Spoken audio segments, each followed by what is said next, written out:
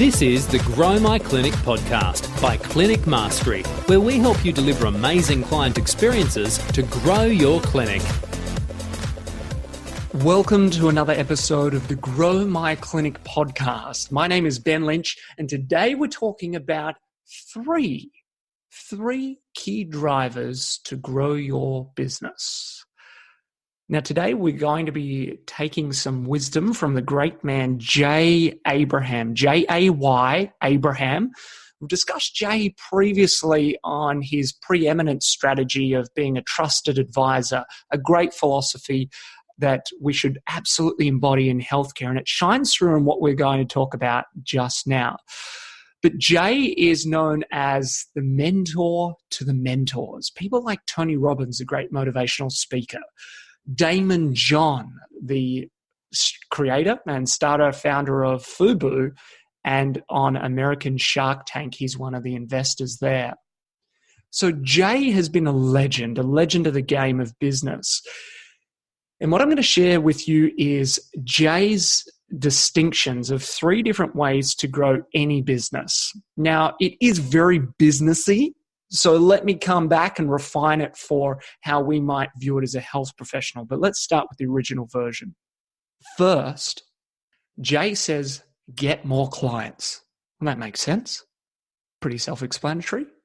Number two is get those clients to buy from you more often. Increase the number of transactions that they have over their lifetime. Number three is increase the value of each of those transactions over time so they buy more from you and they buy more regularly from you. They are the three ways. He's worked with, I think, over 150 different industries, not businesses, but industries, and distilled down, they are the three core ingredients for growing any business. In the health world, let's look at perhaps how we'd make some distinctions on that. Number one, get more clients, attract more new clients. Makes sense. The way we distinguish that is help more people.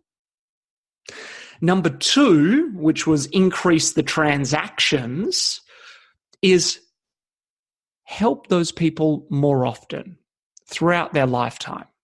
We want them to come back and see us as their trusted advisor.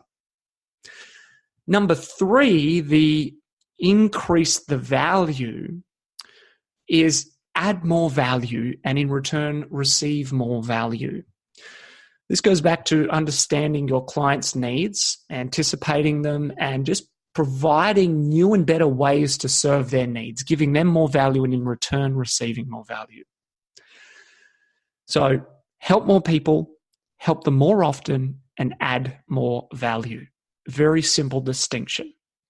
So really, if you're looking at your year, you're probably looking at how can we address each one of those three over the course of our year, and perhaps you spend a couple of months on each one because there are multiple strategies or activities, projects that you could do to achieve or influence each one of those three.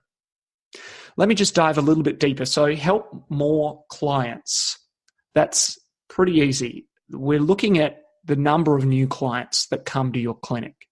So we're looking at what are the marketing strategies that we have in place? Some internal marketing with our current clients. What are some of the referral partnerships that we're developing with health professionals and other complementary businesses in our industry that see and serve our clients? And what are some of the online strategies? Facebook ads, Google ads, content marketing, videos, podcasts, blogs, print, media sort of stuff. What are we going to do? What projects, what mix are we going to do with the end result being let's get more new clients? You can also add into the mix there conversions of those new client inquiries, because you might attract a flood of new clients, but if you don't convert them for whatever reason, whether it's through online bookings and the pages aren't set up right, or whether it's through the phone system, they're calling up and the phone doesn't get answered, or they're shopping around for price, and we're not able to convert that inquiry into a booking, then of course they're going to affect your numbers. But the primary thing we're looking at is the number of new clients there. And we can influence that through the marketing strategies and, of course, the conversion on the booking side of things. Once those clients come through the door and they're now a member of our clinic, the next point, which was help them more often. Now, for mine, there's two kind of very simplistic areas. There's their acute presentational problem or challenge. And then there's the ongoing problems or challenges or opportunities that they have moving forward. So the acute one is they've come in, got a problem, they need help right now.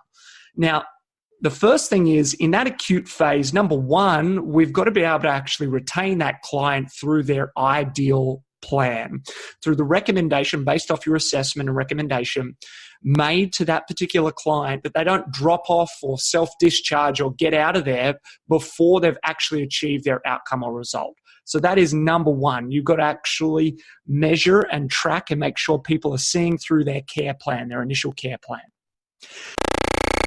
On the back